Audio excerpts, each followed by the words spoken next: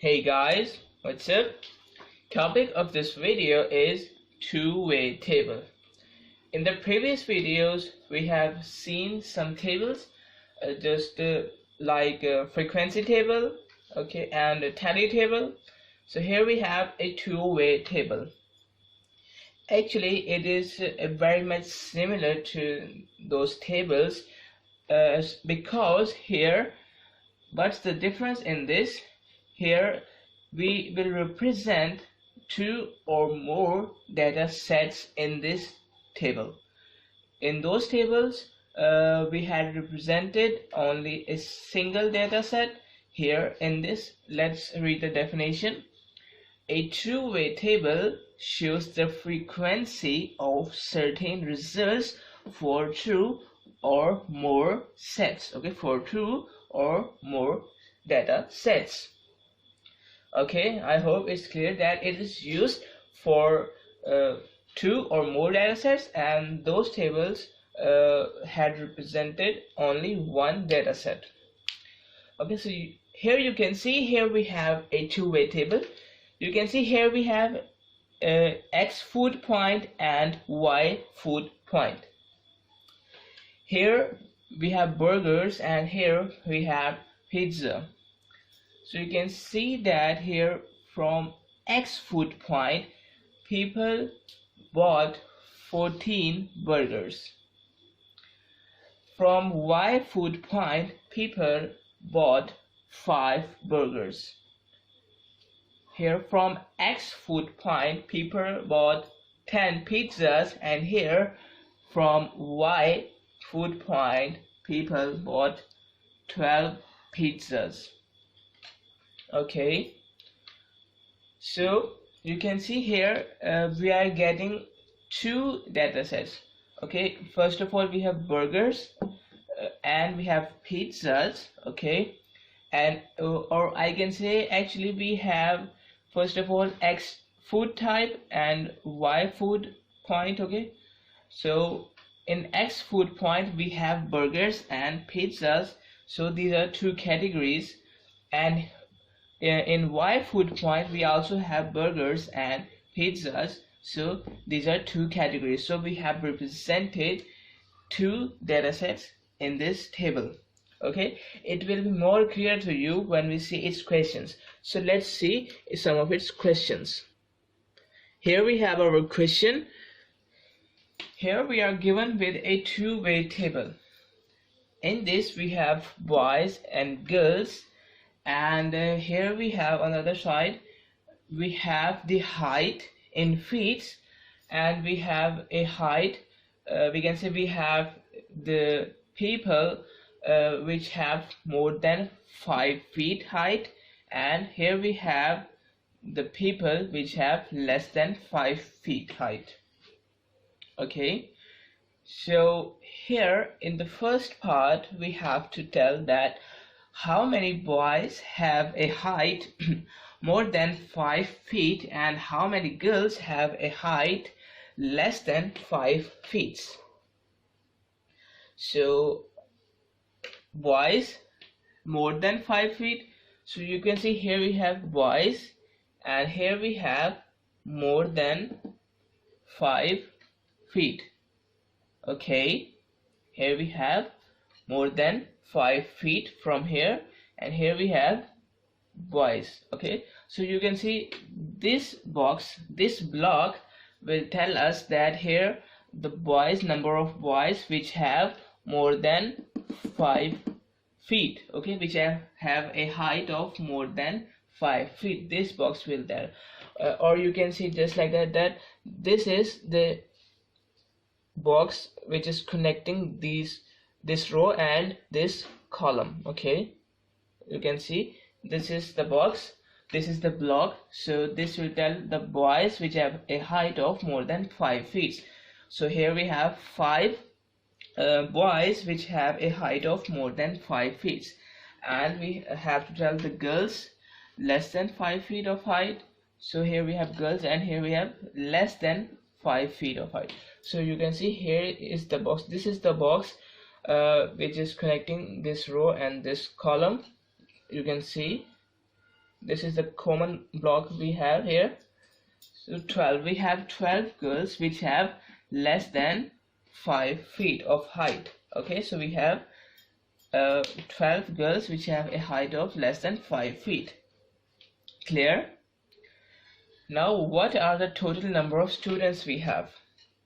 So to find the total number of students, what we will do, we will add all the number of students, or we can say we will add the boys and girls which have a height of more than 5 feet, and we will add the boys and girls which have a height of less than 5 feet, and we will then add both of them. Or we can say that I will add 5 and 14 and 28 and 12. Okay, so if I add 5 and 14 and 28 and 12, so I will get the total number of students, because here we have 5 students, here we have 28 students, here we have 14 students, and here we have 12 students.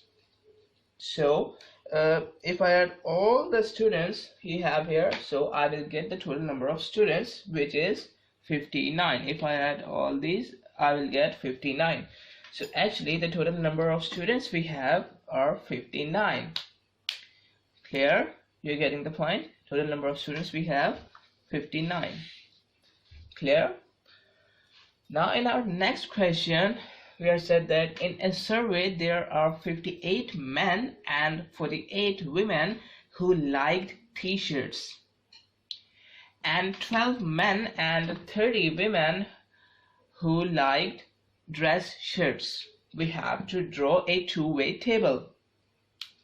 So let's draw a two-way table. First of all, we know that here we have a man and a woman. Okay, and here we have a t-shirt and a dress shirt. So here, from here we can get our data that we have men and women, and we have t-shirts and dress shirts. So we will draw a table, a two-way table, with the help of this data. So I will write here on one side I will write men and women, and the other hand side I will write t-shirts and dress shirts. Let's see, here we have men, here we have women, and here I will write t-shirts, and here I will write dress shirts. Okay, now I will draw a table of it.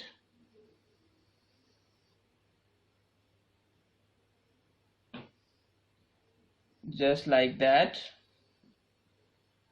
Okay,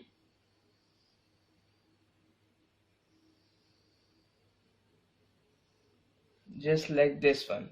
So here we have drawn a two-way table. Here we have men, here we have women, here we have t-shirts, here we have dress shirts.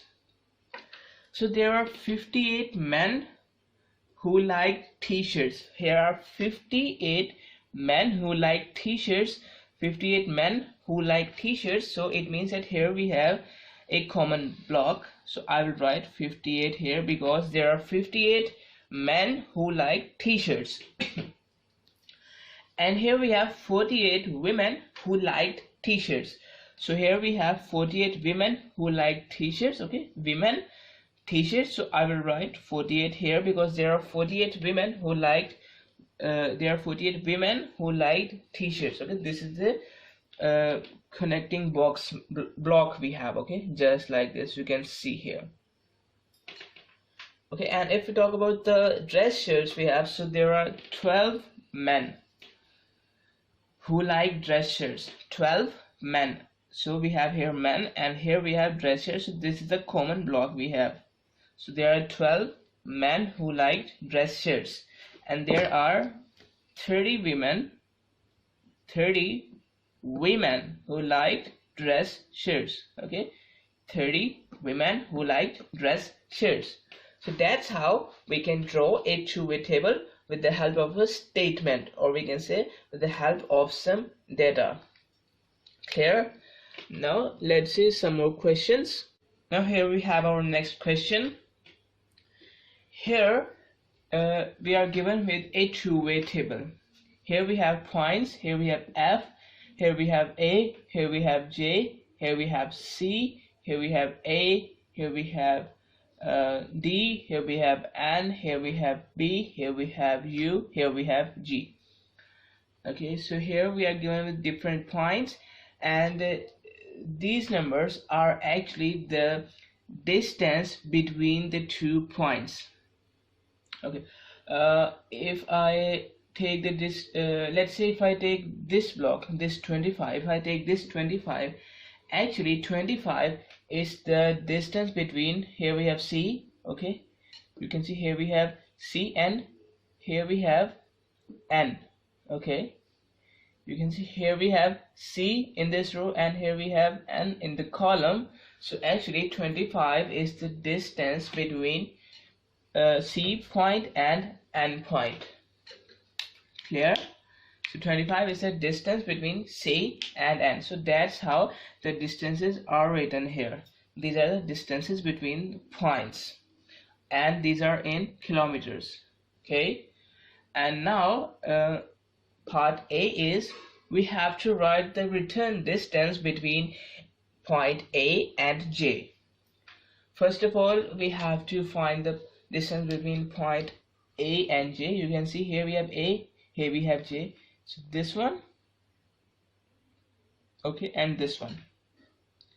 You can see this one, here we have 85, okay, this one. So this is the common box we have, common block we have, which is of 85 kilometers. So the distance between A and J is equal to 85 kilometers. But we have to write the return distance. It means that if we have a point A and if we have point J, so we have to write the distance, okay, if we go there and if we come back here, okay, if we go from A to J and then if we come back from J to A, so we have to write the total distance. Okay, here we have to write the total distance if we went from A to J and then back from J to A. It means that if the distance between A to J is 85 when we are going to J, or we can say when we are going from A to J, so and if we go from J to A back, so it will be again a distance of 85 degrees. It means that we will multiply 85 kilometers to 2. So if I multiply 85 kilometers to 2 by 2, I will get 170 kilometers. Okay, 85 kilometers for going A to J and 85 kilometers going back from J to A. Total of 170 kilometers we have. Clear? Now if we talk about the part B, in this we have to tell which 2 points have the longest distance. Which 2 points has the longest distance? So here we are given with the distance. So here you can see the largest number we have here is, yes, this one, 110 kilometers. Okay, so the largest number we have 110, or we can say the largest distance we have is 110 kilometers, and it is between point D. You can see here we have point D and this point A. Okay, point D and A has the largest distance of 110 kilometers. Clear? Now part C is where why there is a blank block present. You can see this one is a blank block we have here, and why this is present. Actually here we have to write the distance between this one A, okay, this one A and this one A. Okay, you can see this one A and this one A. So the distance between A to A, okay, here we have a point A and we have to go to the same point. So it means that we have to cover 0 kilometers, or we can say actually we are standing at the point where we are going, okay, where we have to go. So we are standing at the same point. So actually this blank is this block is blank because here we have a 0 kilometers. Okay, or we can say we are standing at the block, or we can say we are standing at the point. So that's why this is a blank block. Clear? Now in our last part, it is said that if the average speed is 20 kilometers per hour, let me write it, average speed is 20 kilometers per hour. Okay, so how long it will take to travel from A to F, sorry, B to F. Okay, so how long it will take to travel from B to F? It means that here we have a distance from B to F. Let's see, B to F, which is, you can see, 100 kilometers. The distance between B and F is 100 kilometers. Okay,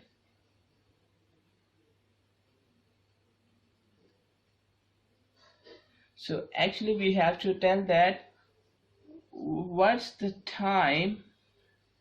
Okay, what's the time? So in what time we will cover a distance of 100 kilometers if we have a speed of 20 kilometers per hour. Okay, so actually here we are going to learn a new concept, or we can say a new thing, that let me write it. Here we have a formula to calculate the speed of a vehicle if we are given with the distance and the time. Here we have speed. Speed will be equal to distance divided by time. Okay, here we have a formula. Speed is equal to distance divided by time. So from by dividing the time from the distance, we will get our speed. So here we have distance, which is 100 kilometers. We have speed, which is 20 kilometers, but we have to find the time. So here we can find out the time. How? If we multiply both sides by time, just like that. Okay, we have multiplied both sides by time, and if I divide both sides by speed,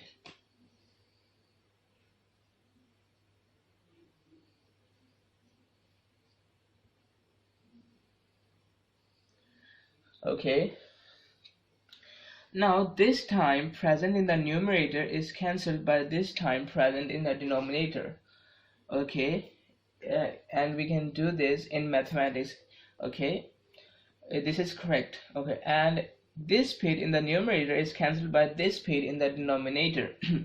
Or we can say, if we cut the variables, or let's take constant numbers instead of variables. If we have 5 in the numerator and 5 in the denominator, so their answer, or we can say, if I divide 5 by 5, our answer will be 1.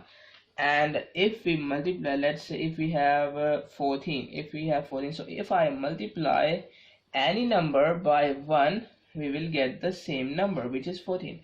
If I multiply any number by 1, we will get the same number.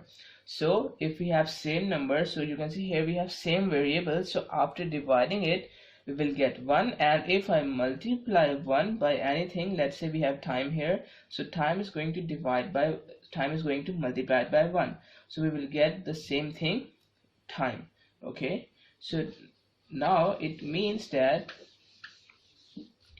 here this thing is these two things are cancelled by each other, and here we are only left with time in the numerator. Clear? And here this time is cancelled by each other, and here we are left with the distance in the numerator and the speed in the denominator. Clear? So here the formula of time is distance divided by speed. Okay, so if I write the distance, which is 100, and speed is 20, so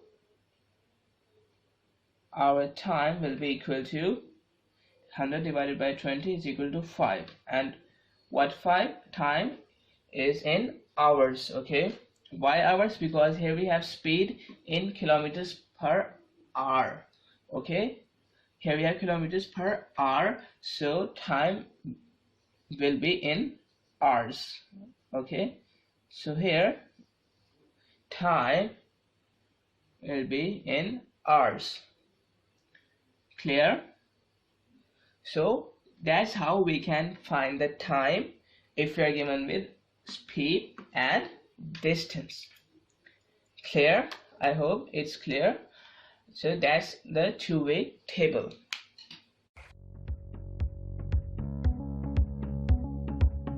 Access the entire Mathematics Demystified course at learneasy.us.